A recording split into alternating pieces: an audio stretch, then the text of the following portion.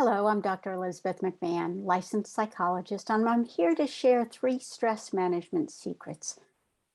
So, when do people get stressed? Why do we get stressed?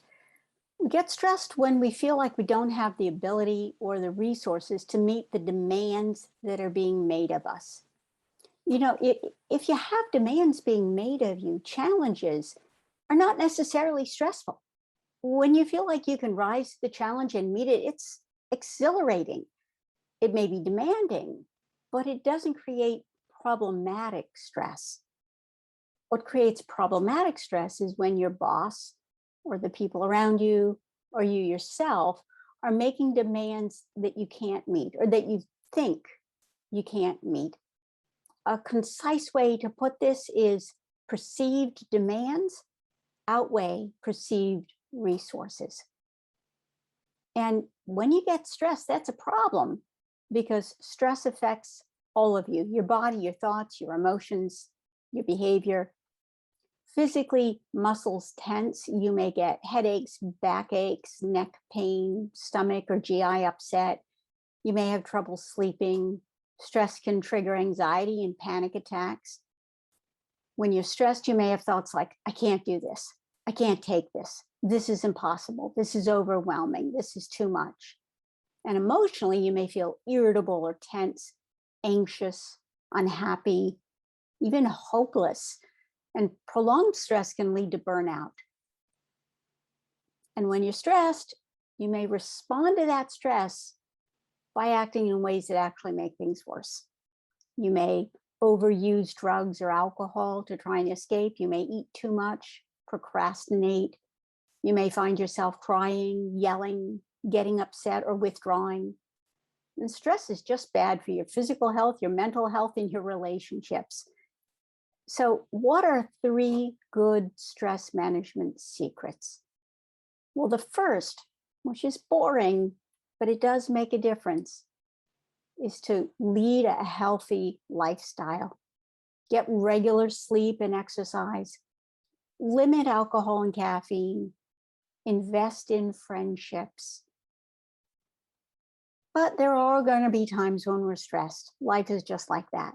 So when you are stressed, secret number 2 is step back and look at your resources and what you think's being asked of you, the demands, from the perspective of an outsider.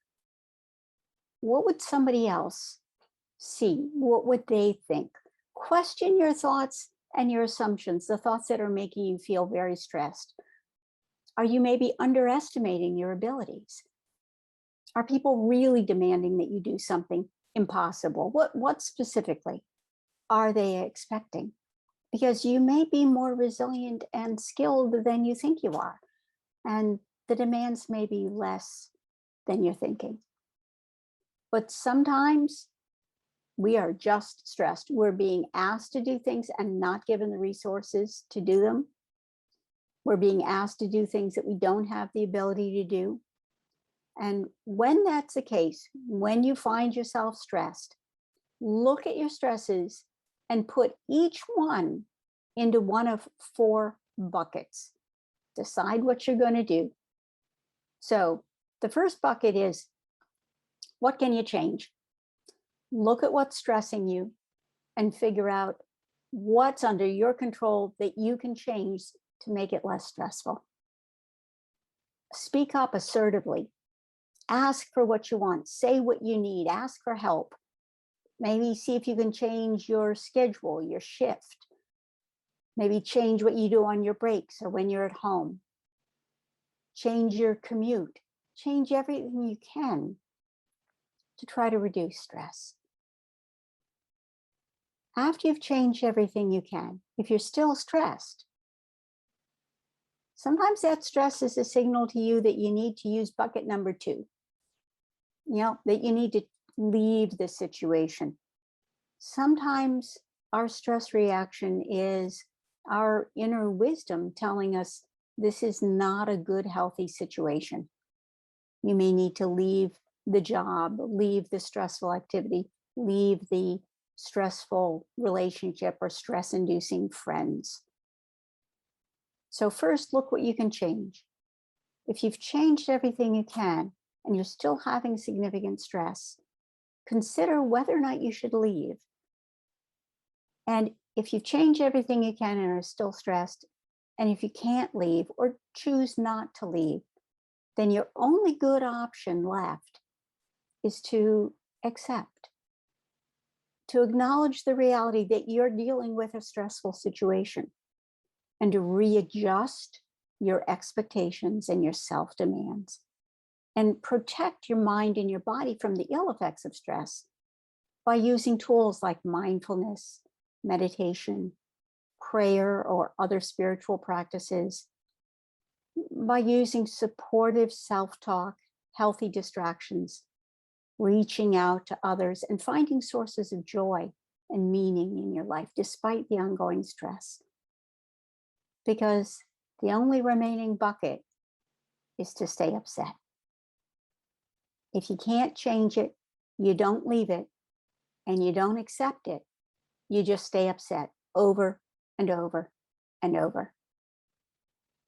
And that's an ugly place to be. So think about, what are your stresses? Which of those 4 buckets are you in? And if you're in bucket number 4, just staying upset, pull it out of that bucket and figure out, what can you change? Do you need to leave? What do you have to accept?